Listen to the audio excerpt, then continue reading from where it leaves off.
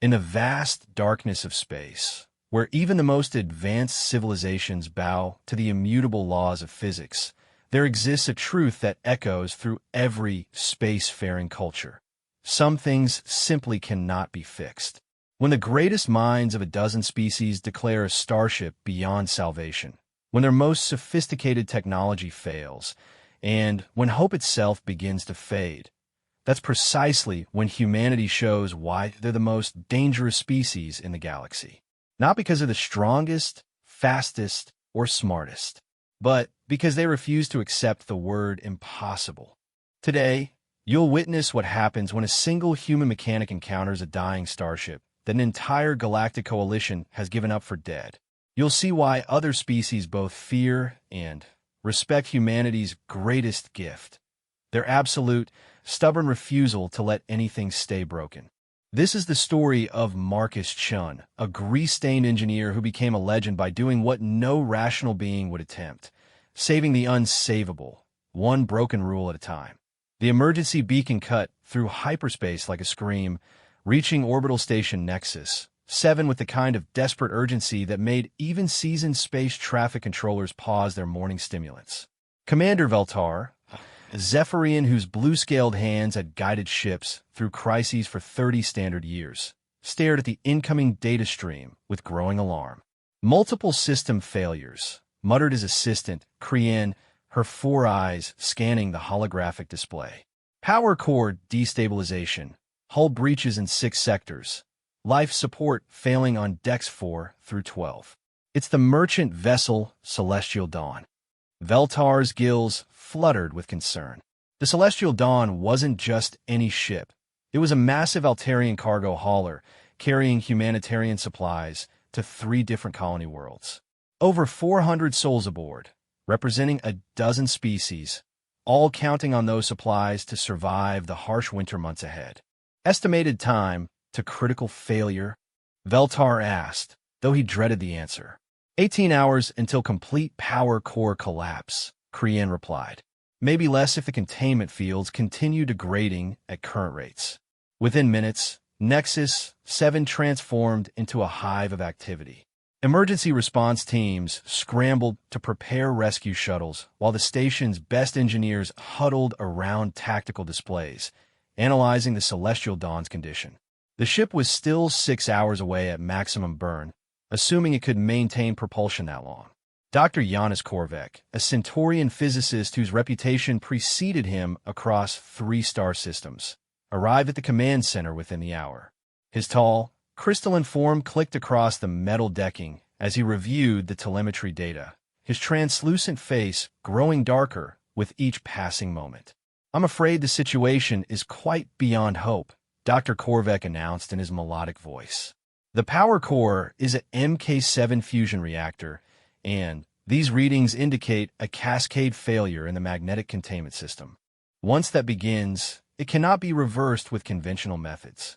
Chief Engineer Thoxis, a Vulcan whose 6 arms allowed him to work on multiple systems simultaneously, nodded grimly. "I concur. Even if we could somehow stabilize the reactor, the hull damage is catastrophic. Structural integrity is compromised in too many locations. The ship is dying, and there's nothing we can do about it." The assembled experts, representing some of the most advanced civilizations in known space, reached the same conclusion. The Celestial Dawn was beyond salvation. Their only option was evacuation, and even that presented enormous challenges given the ship's remote location and the limited time remaining. Marcus Chun arrived at Nexus 7 aboard a supply freighter just as the crisis briefing concluded. He wasn't supposed to be there at all. His destination was the mining station at Kepler 442b, where he'd been hired to repair some old atmosphere processors. But when he heard about the emergency over the comm channels, something inside him wouldn't let him continue on his way. At 35, Marcus looked like any other human mechanic. Average height, calloused hands perpetually stained with grease, wearing coveralls that had seen better decades. His dark hair was perpetually messy, and he had the kind of stubborn jawline that suggested he'd been arguing with broken machinery since childhood. Most species found humans unremarkable at first glance, a useful trait that Marcus had learned to exploit. "Excuse me," Marcus said, approaching Commander Veltar at the command station. "I couldn't help but overhear about the celestial dawn. I like to take a look at those system diagnostics." Veltar's gills twitched in what might have been amusement. "I appreciate your concern, human, but we have the finest engineering minds in the sector working on this problem. Dr. Korvek alone has 14 advanced degrees in theoretical physics." "That's impressive," Marcus said mildly. "What did Dr. Korvek include?" "That the ship cannot be saved," Veltar replied. "The power core failure is irreversible, and the hull damage is too extensive to repair. We're organizing evacuation efforts." Marcus nodded thoughtfully, then gestured toward the tactical display. "Mind if I take a quick look anyway? Sometimes a fresh perspective helps." Dr. Korvek's crystalline features shimmered with barely concealed condescension. "Young human, I understand your species' tendency toward optimism, but this is a matter of established physics. The magnetic containment field matrix has collapsed beyond the point of recovery. No amount of hoping will change that reality." "You're probably right," Marcus agreed, studying the scrolling data. "But I noticed something interesting here. See these fluctuation patterns in the secondary power grid?" He pointed to a series of seemingly random spikes in the energy readings. To most observers, they looked like system noise, the kind of electronic interference that occurred when multiple systems were failing simultaneously. "Those appear to be harmonic resonances," Marcus continued. "Like when you tap a tuning fork and nearby objects start vibrating at the same frequency. It suggests the power core isn't completely dead. It's fighting the containment failure, trying to find stability." Thoxis's 6 arms gestured dismissively. "Those are merely random fluctuations caused by the cascade failure. They mean nothing." "Maybe," Marcus said, "but in my experience, broken things don't usually fight this hard unless they want to be fixed." The alien engineers exchanged glances that clearly communicated their opinion of human naivety. Marcus pretended not to notice, continuing to study the data with the focused intensity that had earned him a reputation among human colonies as the guy who could fix anything. "I've seen similar patterns before," Marcus said after several minutes. "On a mining platform near Wolf 359. The reactor was supposedly beyond repair, multiple containment failures, the works. But those same harmonic patterns were there, buried in the noise." "And what happened to that mining platform?" Commander Veltar asked, his tone suggesting he was humoring the persistent human. "Fixed it in 6 hours," Marcus replied casually. "It's still running today, last I heard." The command center fell silent. Dr. Korvek's crystalline form flickered with what looked like indignation. "That's quite impossible. A MK7 reactor experiencing cascade failure cannot be repaired using any known techniques." "Known techniques," Marcus repeated. "That's the key phrase right there." He turned to face the assembled aliens, his expression serious but not challenging. "Look, I'm not trying to insult anyone's expertise. You're all clearly brilliant at what you do. But sometimes being brilliant means you know exactly why something can't be done. And sometimes not knowing why it can't be done is exactly what you need to figure out how to do it." Commander Velatosh gills flyttade thoughtfully. The Zephyrian had lived long enough to recognize that humans had a peculiar talent for achieving the impossible through sheer stubbornness and creative ignorance of established limitations. "What exactly are you proposing, human?" Veltar asked. "Let me go aboard," Marcus said simply. "Give me access to the engineering sections and 12 hours. If I can't stabilize the reactor and patch the hull breaches, you can proceed with evacuation as planned." "Absolutely not," Dr. Korvek interjected. "The radiation levels alone would be lethal to most species. And even if you could somehow survive the environment, any tampering with the containment system could accelerate the failure and kill everyone aboard." Marcus nodded, acknowledging the danger. "Fair points. But here's the thing, I'm human. We have a pretty high radiation tolerance compared to most species, and we heal fast. As for making things worse," he shrugged. "The ship's going to explode in 18 hours anyway. How much worse can it get? The logic was infuriatingly sound. Foxus's 6 arms waved in agitation as he tried to formulate an argument against the human's reasoning. Finally, he managed, "Even assuming you could survive the radiation, you lack the specialized equipment necessary for reactor containment work. The tools required are worth more than most starships." Marcus grinned, and several aliens in the command center felt an involuntary chill. There was something unsettling about that particular human expression. It suggested that rules were about to be broken, and reality was about to be rearranged. Tools are just ways of applying force and energy to solve problems, Marcus said. "I'm pretty good at improvising when I need to."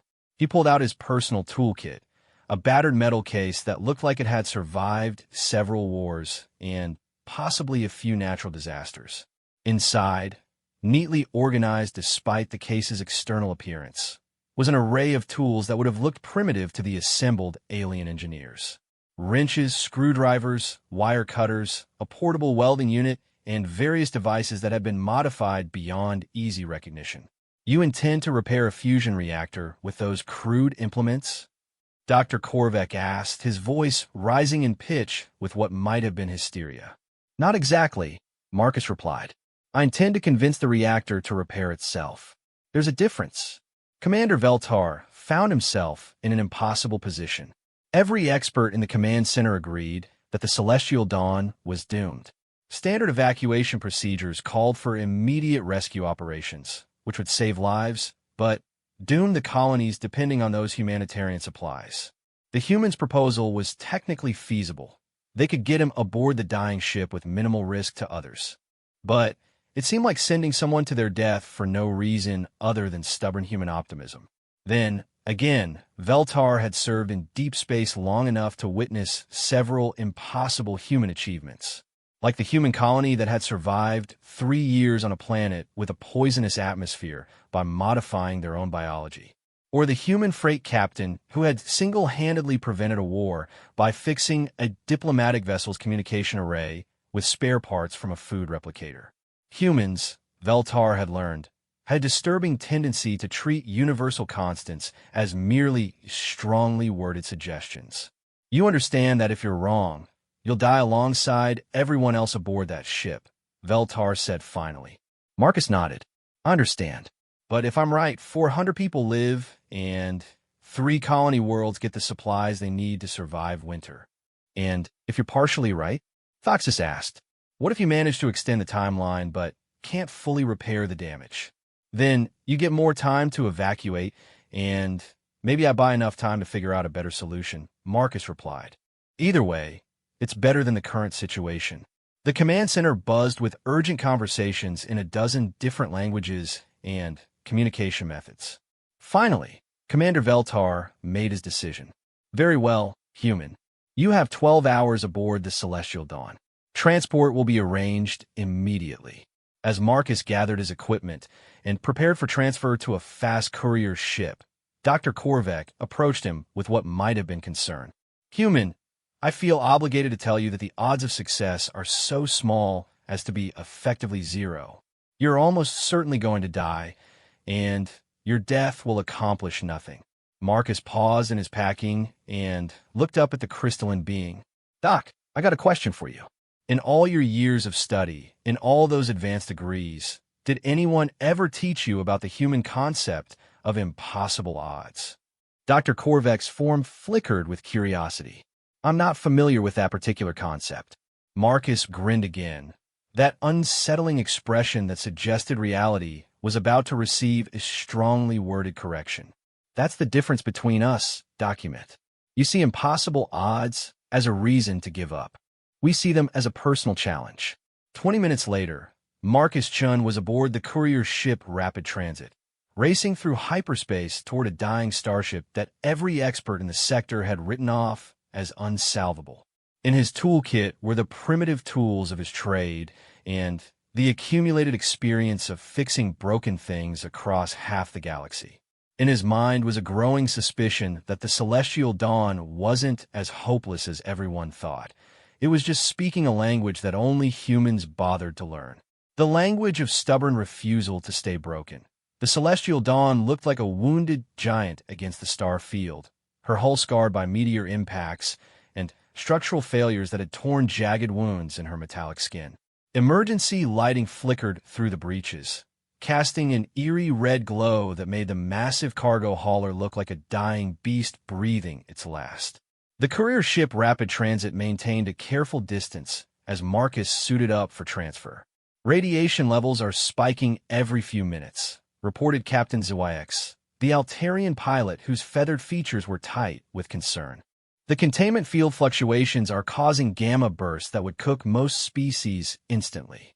Marcus checked his radiation monitor and nodded grimly. Good thing I'm not most species. The comment wasn't bravado. Humans have been exposed to various forms of radiation throughout their evolutionary history, and their cellular repair mechanisms were surprisingly robust compared to species that had evolved on more stable worlds.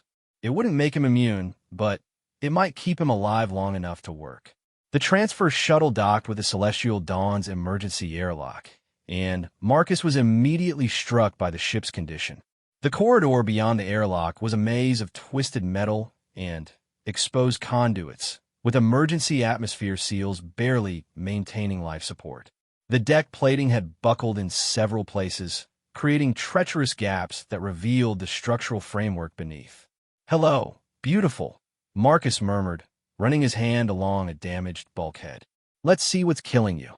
His first stop was the main engineering section, located deep in the ship's core. The journey took him through crew quarters where frightened passengers huddled in environmental suits, their various species united by the universal expression of people who knew they might die soon. Marcus nodded to them as he passed, offering the kind of confident smile that suggested everything would be fine, even though he wasn't entirely sure it would be. Captain HYSS, an elderly Altarian whose feathers had gone gray with age and worry, intercepted Marcus near the main elevator shaft. "You must be the human engineer from Nexus 7, HYSS said, her voice strained with exhaustion. "I have to tell you, we've tried everything. My chief engineer is one of the best in the fleet, and even she says the reactor is beyond help." "Where is your chief engineer now?" Marcus asked, shouldering his toolkit. "Sick bay. Radiation poisoning from trying to reach the containment chamber yesterday. She managed to get some readings before the exposure forced her out, but..." THYSS spread her wing arms helplessly. "The magnetic field generators are completely fried. Without them, we can't maintain fusion containment."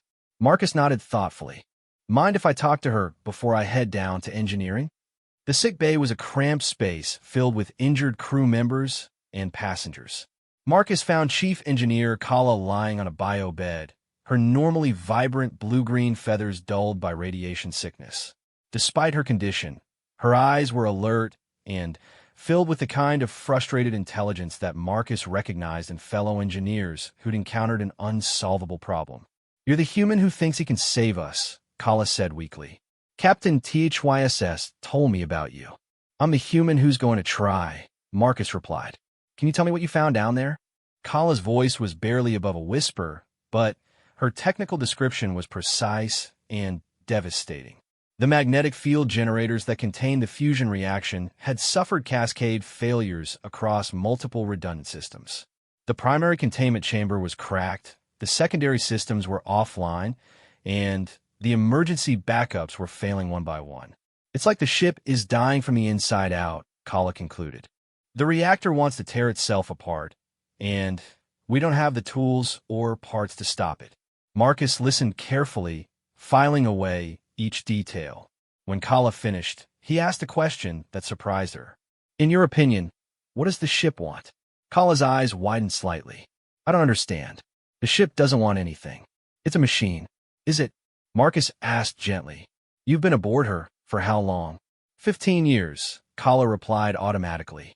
15 years of listening to her engines, feeling her vibrations through the deck plates, learning all her quirks and personality traits. And now you're telling me she's just a machine? Despite her pain, Kala found herself smiling slightly. "You sound like one of those humans who talk to their equipment." "Guilty as charged," Marcus admitted. But here's the thing, sometimes they talk back. He left Kala to rest and made his way to main engineering, descending through the ship's wounded corridors toward the reactor core. The damage got worse the deeper he went, but Marcus noticed something the other engineers had missed. The structural failures weren't random. They followed specific patterns that suggested the ship was trying to route emergency power around damaged systems. Clever girl, Marcus murmured, running his hands along a power conduit that had been rerouted through what should have been a storage compartment. You're improvising. The main engineering section was a chamber of controlled chaos. Warning lights painted everything in urgent red, while holographic displays showed system failures cascading through the ship's infrastructure. The air tasted of ozone and hot metal, with an underlying vibration that suggested enormous energies barely held in check. Marcus set down his toolkit and began his examination, ignoring the radiation warnings that his suit's systems were continuously broadcasting. The fusion reactor itself was a massive cylindrical chamber surrounded by magnetic field generators, coolant systems, and enough safety interlocks to satisfy the most paranoid engineer in known space. At least, that's what it should have looked like. What Marcus actually found was a disaster that would have sent most engineers running for the escape pods. 3 of the 8 magnetic field generators were completely offline, their superconducting coils fused into expensive slag. 2 more were operating at dangerously reduced capacity, their outputs fluctuating wildly. The primary containment chamber showed stress fractures that should have caused catastrophic failure hours ago. But the reactor was still running. How are you still alive? Marcus wondered aloud, studying the sensor readings. Then he began to understand what he was seeing. The ship's computer systems, designed with Altarian precision and redundancy, were performing millions of calculations per second to keep the fusion reaction stable despite the failing hardware. Every time a magnetic field generator fluctuated, the computer compensated by adjusting the others. When the containment chamber developed microfractures, the system rerouted plasma flow to reduce stress on the damaged areas. It was like watching a master musician playing a symphony on a broken instrument, compensating for dead keys and snapped strings through pure skill and determination. You magnificent bastard, Marcus breathed. You're not dying, you're fighting. He spent the next 2 hours mapping the ship's improvised solutions, tracking power flows, and system compensations that defied conventional engineering wisdom. Gradually, a picture emerged of what the Celestial Dawn was trying to accomplish and where it needed help. The fusion reactor wanted to stabilize, but it needed the magnetic field generators to work in perfect harmony. The current system was like an orchestra where half the musicians were playing out of tune. The music was barely recognizable, but it was still technically music. Marcus opened his toolkit and began pulling out tools that would have horrified the experts back at Nexus 7. Instead of precision fusion containment equipment worth millions of credits, he had wire cutters, a sonic welder, and various devices he'd cobbled together from spare parts over the years. His first modification was simple, but would have given Dr. Korvek a panic attack. Marcus bypassed 3 layers of safety interlocks and directly connected his personal power cell to the ship's emergency systems. It was like performing surgery with a hammer, but it gave him direct control over systems that were supposed to be computer-controlled. "Okay, girl," he said, patting the nearest control panel affectionately.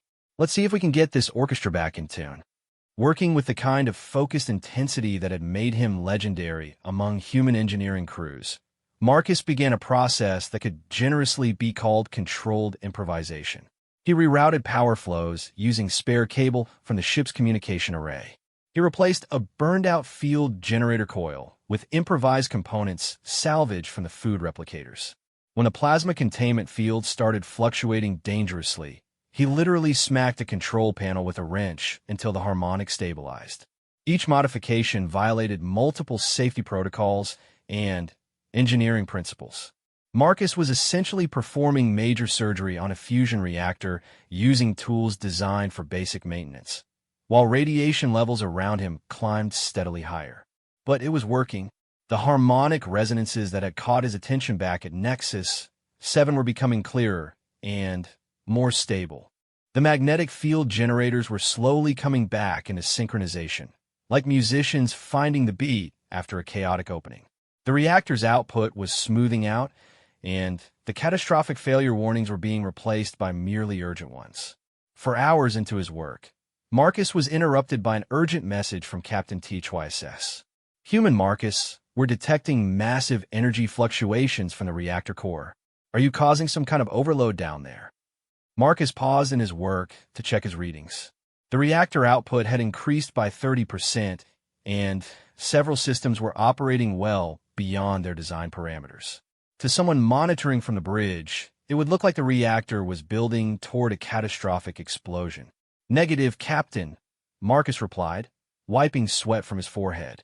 "She's not overloading, she's healing. The power fluctuations are just the systems coming back online." Chief Engineer Kala says those readings are impossible, THYSS responded. "The magnetic containment system can't possibly be generating that much field strength with half the generators offline." Marcus glanced at his improvised modifications and grinned.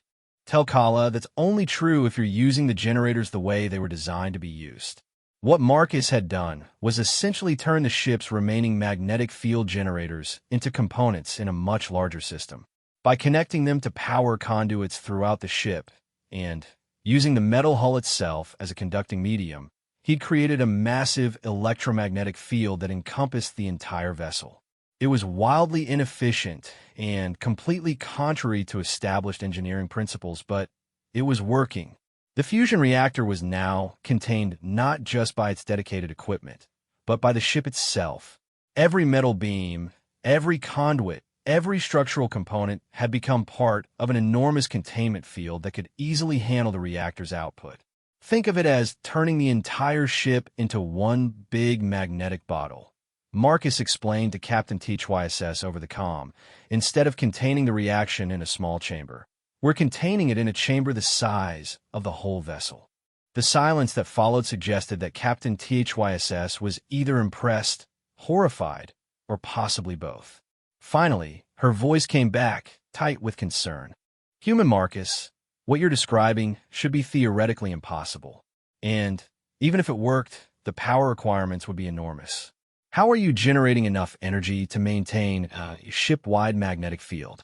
Marcus looked at his latest modification, a direct connection between the fusion reactor and his improvised containment system, and realized he'd created something that probably shouldn't exist. "Well, Captain, that's the beautiful part. The reactor is now powering its own containment system. The more energy it produces, the stronger the containment field becomes. It's a positive feedback loop." "That sounds incredibly dangerous," THYSS replied. "Only if something goes wrong," Marcus said cheerfully. "And since we were all going to die anyway, I figured dangerous was an improvement over impossible." As if to underscore his point, the ship's lights suddenly brightened to normal levels for the first time in days. Throughout the celestial dawn, systems that had been offline began coming back to life.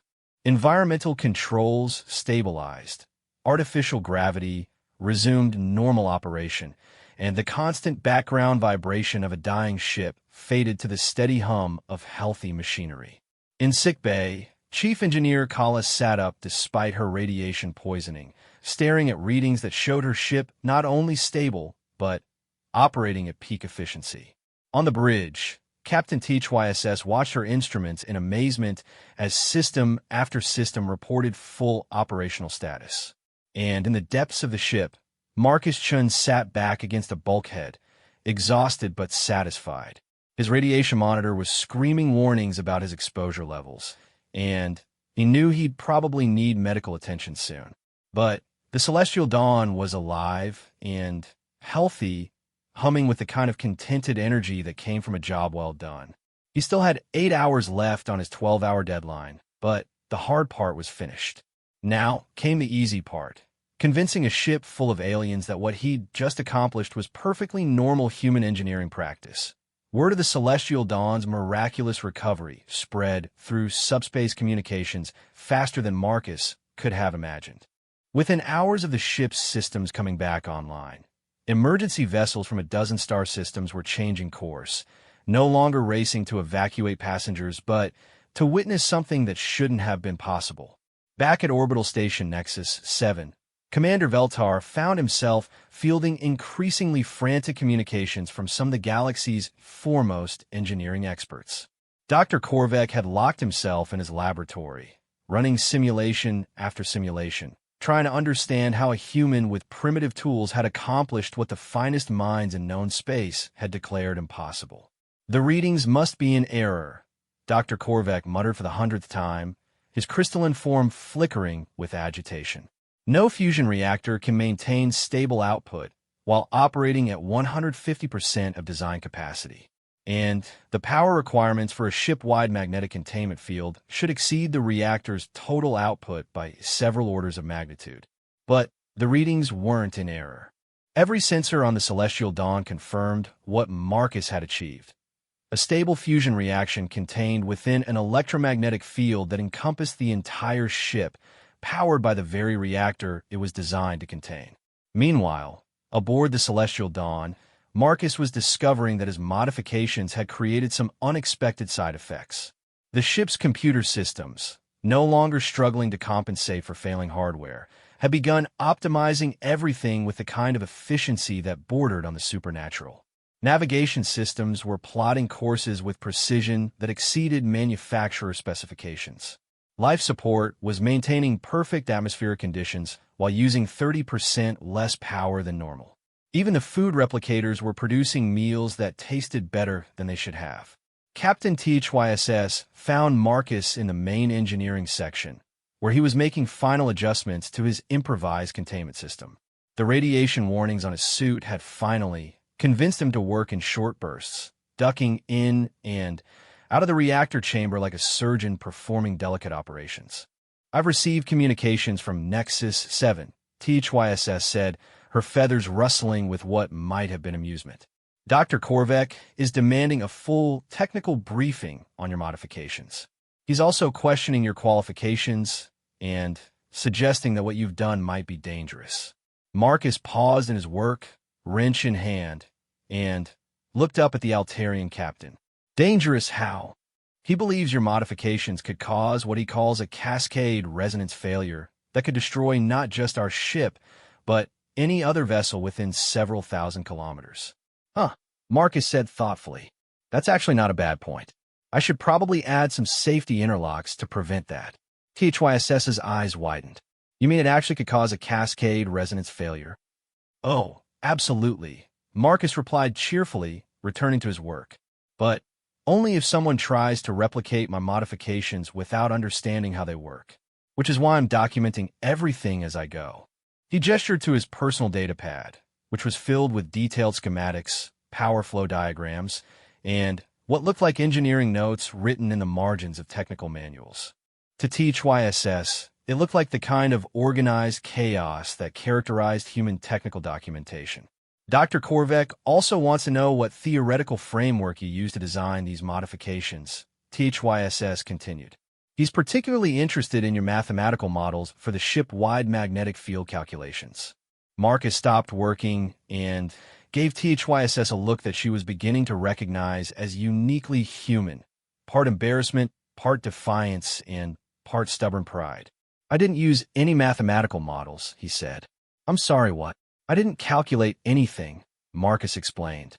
"I just listened to what the ship was trying to tell me and helped her do what she wanted to do."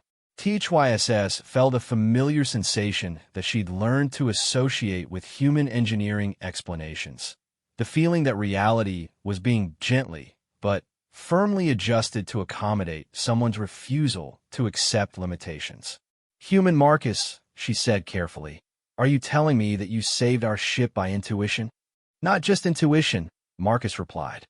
"Experience, pattern recognition, and maybe a little bit of talking to the machinery until it talks back." Before THYSS could respond, her communications device chirped with an urgent message. The voice that emerged belonged to Chief Engineer Kala, who sounded stronger than she had in days. "Captain, you need to see this. The humans' modifications aren't just stabilizing our reactor. They're improving everything. Our propulsion efficiency is up 40%. Structural integrity is better than it was when the ship was new, and the computer systems are operating like they've been upgraded to military specifications. THYSS looked at Marcus, who was trying to look innocent while making notes about something he was calling harmonic optimization protocols. How is that possible? THYSS asked. Marcus shrugged. Well, when I turned the whole ship into a containment field, I accidentally created what's basically a massive electromagnetic resonance chamber. Every system on the ship is now operating within a perfectly tuned magnetic field that optimizes electrical efficiency and reduces power loss to almost zero. You did that accidentally? Kind of. I mean, I suspected it might happen, but I wasn't sure until the ship started purring like a well-fed cat. THYSS realized she was developing a headache, which was remarkable since Altarians rarely experience stress-related physical symptoms. What else did you do accidentally? Marcus consulted his datapad. Let's see, accidentally increased structural integrity by creating a magnetic framework that reinforces the hull.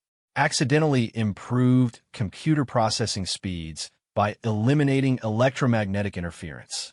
Accidentally created a backup power system that could keep the ship running for months even if the main reactor went offline. Anything else? Well, Marcus said with the kind of careful tone that suggested he was about to reveal something significant. I may have accidentally turned the Celestial Dawn into the most advanced ship in the sector. The implications of that statement were still sinking in when another communication arrived, this time from the approaching rescue fleet. The lead vessel, the Zephyrian battlecruiser called Righteous Fury, was requesting permission to board and inspect Marcus's modifications. This is Admiral Krextar of the Galactic Maritime Safety Commission, the gravelly voice announced. We need to examine these modifications immediately. If they're as dangerous as our preliminary analysis suggests, we may need to evacuate the Celestial Dawn and tow her to a safe distance from shipping lanes. Marcus looked at THYSS with an expression that suggested he was getting tired of people assuming his work was dangerous just because it was effective. Captain, with your permission, I'd like to give the Admiral a demonstration of exactly how dangerous my modifications are. THYSS hesitated. In her 15 years as a Starship captain, she'd learned to trust her chief engineer's judgment about technical matters. But Kala was still recovering from radiation poisoning, and the human standing before her had just casually mentioned turning her ship into the most advanced vessel in the sector through a series of happy accidents. What kind of demonstration? She asked.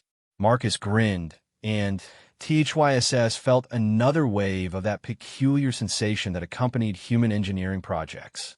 The kind that proves my modifications aren't just safe, they're better than anything these people have seen before. An hour later, the Righteous Fury had taken position alongside the Celestial Dawn, with Admiral Krextar himself leading a boarding party of engineering experts. The Admiral was a veteran Zephyrian whose scales had been scarred by decades of service, and whose reputation for engineering conservatism was legendary throughout the fleet. Marcus met the boarding party at the main airlock, still wearing his radiation-stained coveralls and carrying his battered toolkit. The contrast between his casual appearance and the heavily equipped team of specialists was almost comical. You must be the human responsible for these modifications, Admiral Krextar said, his voice carrying the kind of authority that had commanded respect across multiple star systems. Guilty as charged, Marcus replied.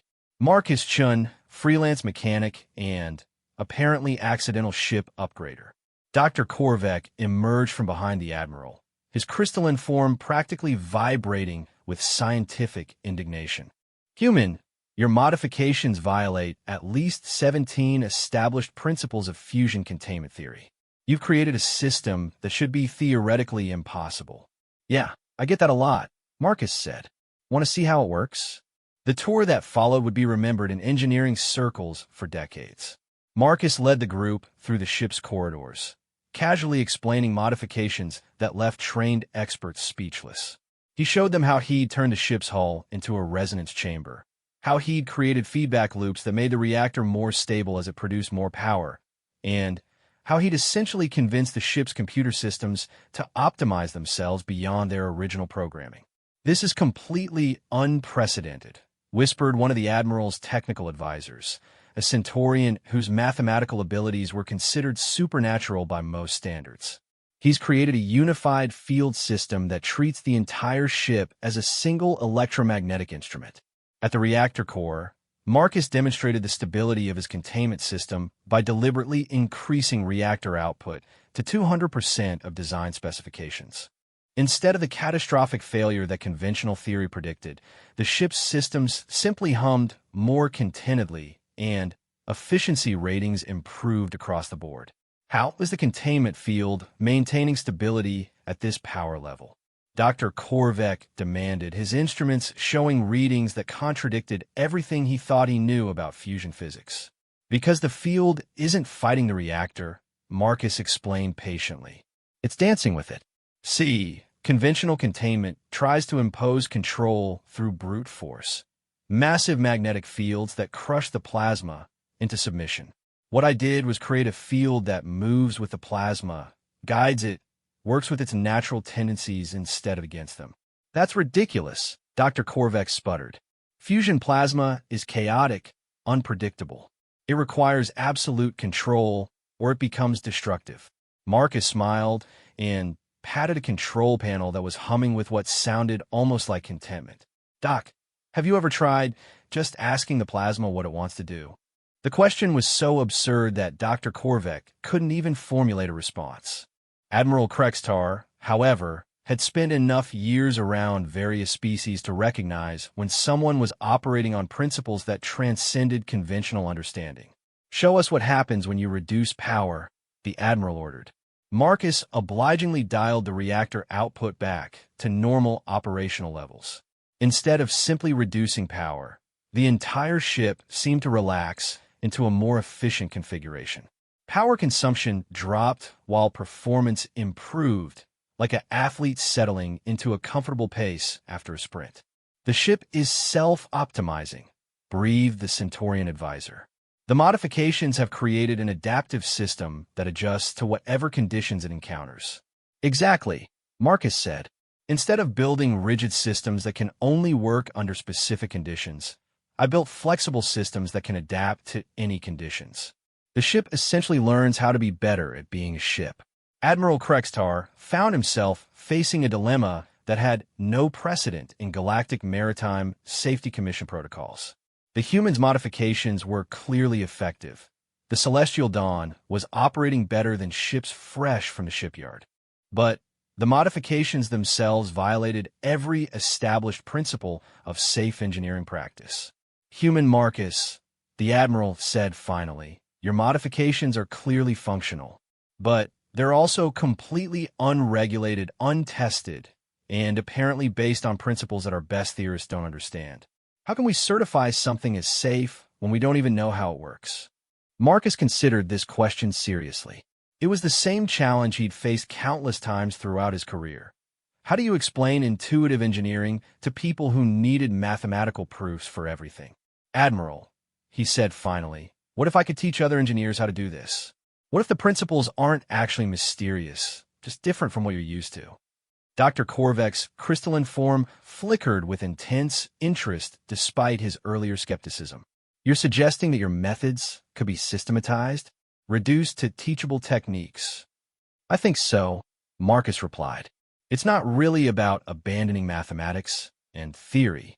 It's about adding something that most engineers never learn: how to listen to what the machinery is trying to tell you."